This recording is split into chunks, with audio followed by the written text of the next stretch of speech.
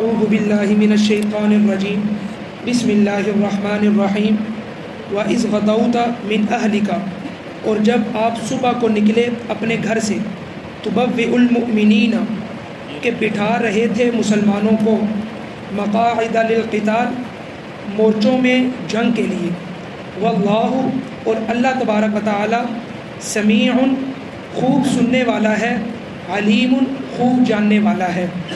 اذ ہمت طائفتان، جب ارادہ کیا دو گروہوں نے، منکم تم میں سے، ان تفشلا یہ کہ وہ ہمت ہار دیں، واللہ ولیہما اور اللہ تبارک و تعالی ان کا دوست تھا، ان کا کارساز تھا، وعلی اللہ اور اللہ پر ہی، فلیتوکل المؤمنون ایمان والوں کو توکل کرنا چاہیے اللہ ہی پر۔ اب ان آیات کے بارے میں کل آپ کے سامنے بیان ہوا تھا کہ یہ آیات آگے 6 رکوع پر مشتمل ہیں، اور اللہ تبارک و تعالی غزوہ احد کو بیان کریں گے۔ اب غزوہ احد کیا ہے اور غزوہ بدر، اس سے پہلے یہ سمجھ لیں کہ پچھلی آیات سے اللہ تبارک و تعالی نے ان آیات کا ربط کیا ہے، ان آیات کا تعلق کیا ہے۔ اللہ تبارک و تعالی نے پچھلی آیت میں بیان کیا تھا کہ اگر تم صبر کرو اور تقوی اختیار کرو تو یہ کفار تمہیں نقصان نہیں پہنچا سکتے، یہ تمہیں اپنی مکاری سے تمہیں تکلیف نہیں پہنچا سکتے۔ پھر ساتھ ہی اللہ تبارک و تعالی نے آج کے درس میں غزوہ احد کو بیان کیا ہے۔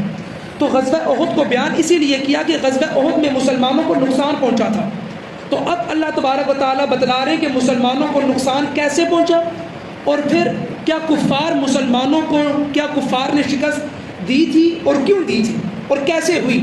تو یہ سمجھ لیجئے، یہاں پر سب سے اول بات یہ ہے کہ غزوہ احد سے پہلے غزوہ بدر کو سمجھ لینا چاہیے۔ غزوہ بدر چونکہ اللہ تبارک و تعالیٰ نے سورہ انفال میں آگے 9ویں سپارے میں اس کو بہت زیادہ ذکر کیا ہے، اور تیسرے چوتھے سپارے میں اللہ تبارک و تعالیٰ نے غزوہ احد کو بیان کیا ہے، کیونکہ یہ قرآن ترتیب نزولی کے اعتبار سے نہیں ہے اور نہ ترتیب زمانی کے اعتبار سے ہے۔ یہ قرآن جو لکھا گیا ہے یہ ترتیب مصحفی کے اعتبار سے ہے، یعنی غزوہ بدر آپ کو ملے گا 9ویں سپارے میں، اور غزوہ احد جو کہ بعد میں ہوئی یہ آپ کو ملے گا چوتھے سپارے میں۔ اب یہاں پر سمجھ لیجئے کہ جو کفار تھے، جو مکہ کے کفار تھے، ان کو نقصان بہت بڑا پہنچا تھا غزوہ بدر میں۔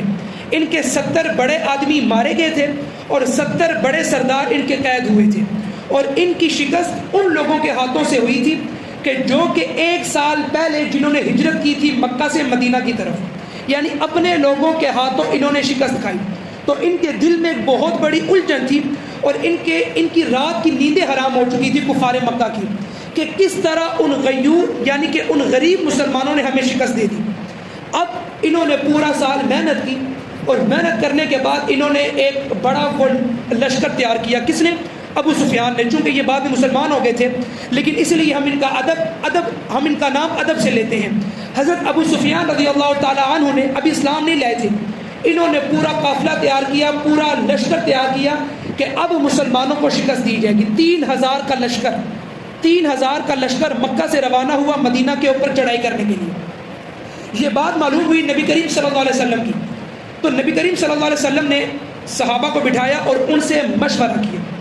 دیکھیں، نبی کریم صلی اللہ علیہ وسلم کے اوپر وحی اترا کرتی تھی، ان کو مشورے کی ضرورت نہیں تھی کہ ان کے اوپر براہ راست اللہ کی طرف سے حکم آتا تھا، لیکن پھر بھی صحابہ کرام سے مشورہ کیا۔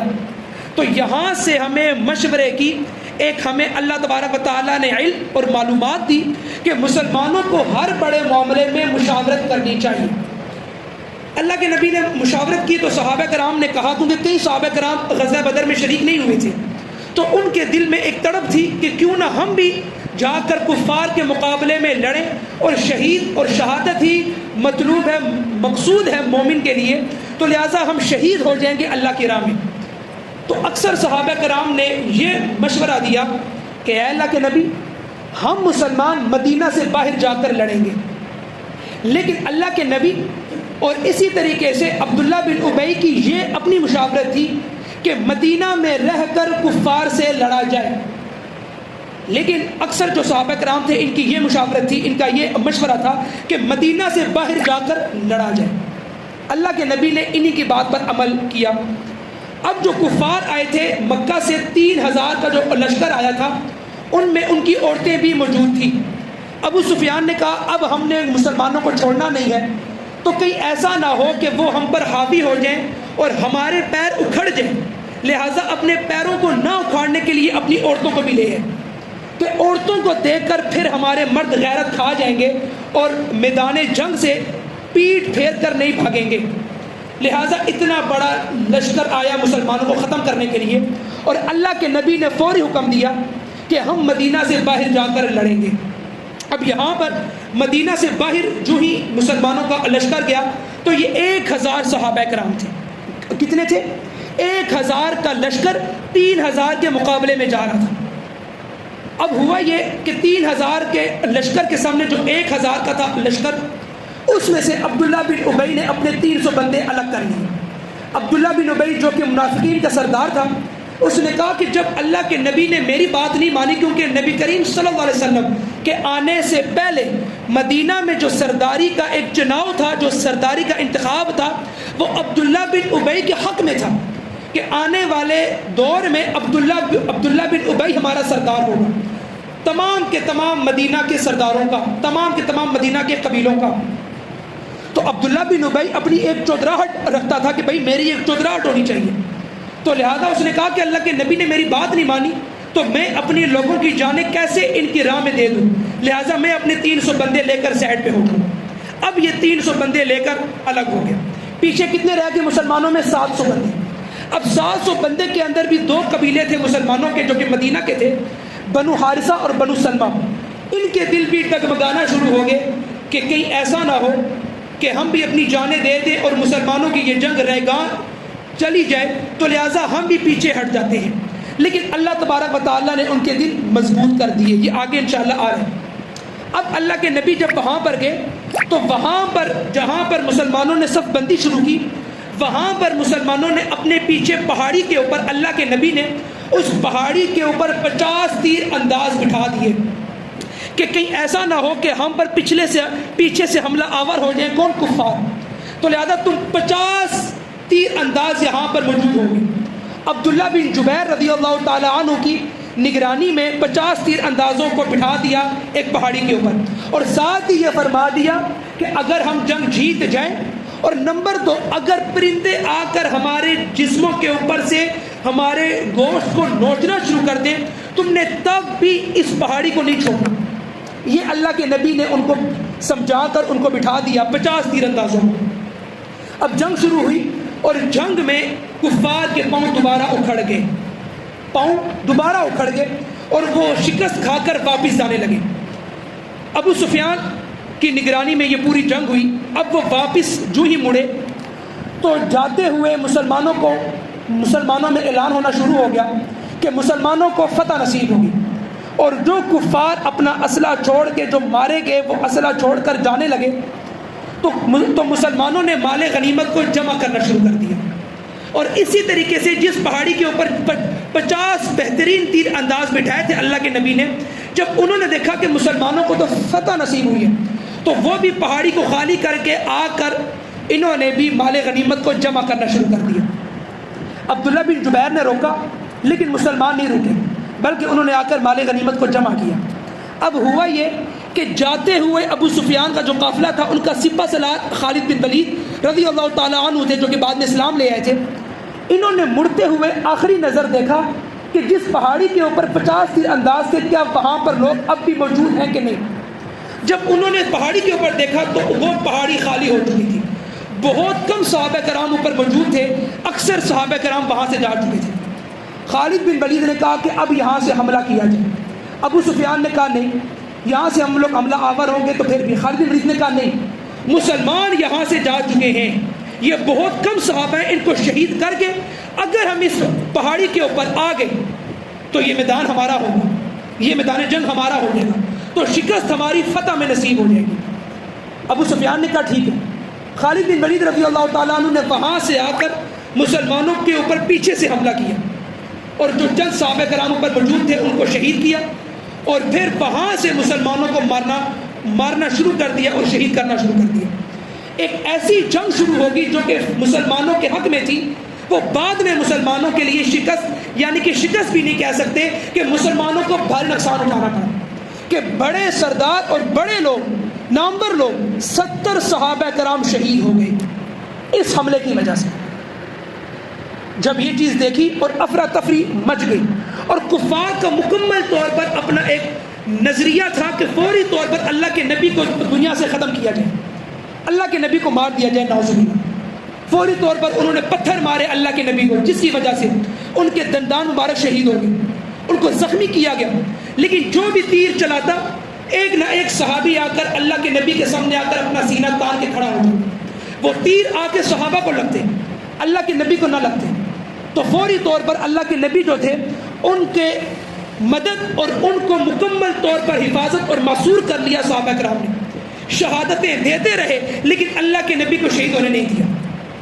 لیکن ایک افواہ پھیل گئی کہ اللہ کے نبی فوت ہو گئے ہیں، نعوذ باللہ۔ اب مسلمانوں میں بعض گروہ بن گئے، ایک گروہ نے کہا کہ اب لڑنے کا کیا فائدہ جب اللہ کے نبی موجود ہی نہیں رہے۔ ایک گروہ ایسا بن گیا کہ اللہ کے نبی بے شک شہید ہو گئے لیکن اللہ کا دین تو باقی ہے۔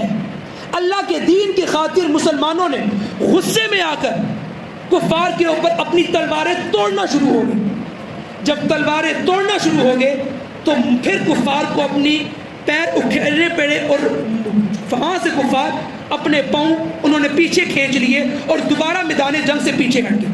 اور پہاڑی کے اوپر دوبارہ کون آگے؟ مسلمان آگے۔ خالد بن ولید نے دوبارہ کہا کہ اے ابو سفیان، ہم دوبارہ حملہ آور ہوتے ہیں تاکہ ہم ان کو شکست دے سکیں۔ ابو سفیان نے کہا نہیں، کیونکہ اوپر سے یہ تیر بھی برسائیں گے، پتھر بھی برسائیں گے، جس سے ہمارے گھوڑے، ہمارے گھڑ سوار، ان کو بہت نقصان پہنچے گا۔ لہٰذا جتنا نقصان ہم نے پہنچانا تھا ہم نے پہنچا دیا، لہٰذا فوری طور پر ہم پیچھے ہٹ گئے۔ ابو سفیان اپنا قافلہ لے کر پیچھے ہٹ گئے۔ تو یہ خاکہ تھا غزوہ احد کا، کہ کیسے صحابہ کرام شہید ہوئے، اللہ کے نبی زخمی ہوئے، اور کیسے ایک فتح شکست میں تبدیل ہوئی۔ بہرحال پھر بھی آخر میں مسلمانوں کو ہی شکست ہوئی کہ مسلمان ہی پھر آخر میں واپس دم دبا کر بھاگے۔ تو اللہ تبارک و تعالیٰ یہاں پر ذکر کر رہے ہیں وَإِذْ غَدَوْتَ مِنْ أَهْلِكَ، اور جب آپ صبح کو نکلے اپنے گھر سے، یعنی کہ حجرہ عائشہ سے، تُبَوِّئُ الْمُؤْمِنِينَ، اور بٹھا رہے تھے مسلمانوں کو مقاعد القتال، جنگ کے لیے مورچوں میں۔ یہ چیز بھی معلوم ہو گئی کہ اللہ کے نبی صبح کے وقت صف بندی کر رہے تھے اور پھر مورچوں میں بٹھا رہے تھے۔ واللہ سمیع علیم، اللہ تبارک و تعالیٰ خوب سننے والا اور جاننے والا ہے۔ اذ ہمت طائفتان، اور جب ارادہ کیا دو گروہوں نے، منکم، تم میں سے، ان تفشلا، یہ کہ وہ ہمت ہار دی۔ مطلب یہ ہوا کہ بنو حارثہ اور بنو سلمہ نے جب دیکھا کہ عبداللہ بن ابی 300 بندے لے کر الگ ہو گیا، اب پیچھے 700 بندے رہ گئے ہیں، تو فوری طور پر ان کے دل میں ایک بزدلی آ گئی کہ کہیں ایسا نہ ہو کہ ہماری بھی جانیں ایسی نکل جائیں، ہمارا تو مقابلہ بنتا نہیں ہے۔ تو اللہ تبارک و تعالیٰ نے ان دو قبیلوں کا دل مضبوط کر دیا۔ اسی لیے بعد میں بنو حارثہ اور بنو سلمہ کے لوگ کہا کرتے تھے کہ ہمیں فخر ہے کہ اللہ تبارک و تعالیٰ نے ہمارا ذکر قرآن مجید میں کیا کہ واللہ ولیہما، پھر اللہ ان کا دوست بن گیا اور اللہ نے ان کے دل مضبوط کر دیے۔ وعلی اللہ، اور اللہ پر ہی، فلیتوکل المؤمنون، ایمان والوں کو توکل کرنا چاہیے، یعنی کہ توکل کرنا چاہیے، لیکن پہلے اپنی صف بندی اور جتنا ظاہری ساز و سامان ہے جنگی، اس کو بروئے کار لا کر پھر اللہ پر توکل کرنی چاہیے۔ بات سمجھ آ گئی؟ یہ نہیں کہ کوئی نظم و ضبط نہیں، کوئی ظاہری ساز و سامان نہیں اور اللہ پر ہم نے بھروسہ کیا، نہیں۔ اللہ پر بھروسہ تب کرنا ہے جب پہلے ظاہری ساز و سامان، ظاہری اسباب کو بروئے کار لا کر ان کو مکمل طور پر اللہ کے نبی کی طرح منظم بنا کر پھر اللہ پر توکل کرنا چاہیے کہ اب ہمیں اللہ فتح نصیب کرے گا۔ تو اللہ نے بھی یہاں پر فرما دیا کہ اللہ ہی پر توکل کرنا چاہیے ایمان والوں کو۔ ساتھ ہی اب اللہ تبارک و تعالیٰ اگلی آیت میں فرما رہے کہ تمہیں اللہ نے بدر میں فتح دی تھی جب تم کمزور تھے، اور پھر اللہ نے تمہارے لیے کتنے فرشتوں کو بھیجا۔ آگے اللہ تبارک و تعالیٰ غزوہ بدر کا حوالہ دے کر دوبارہ مسلمانوں کے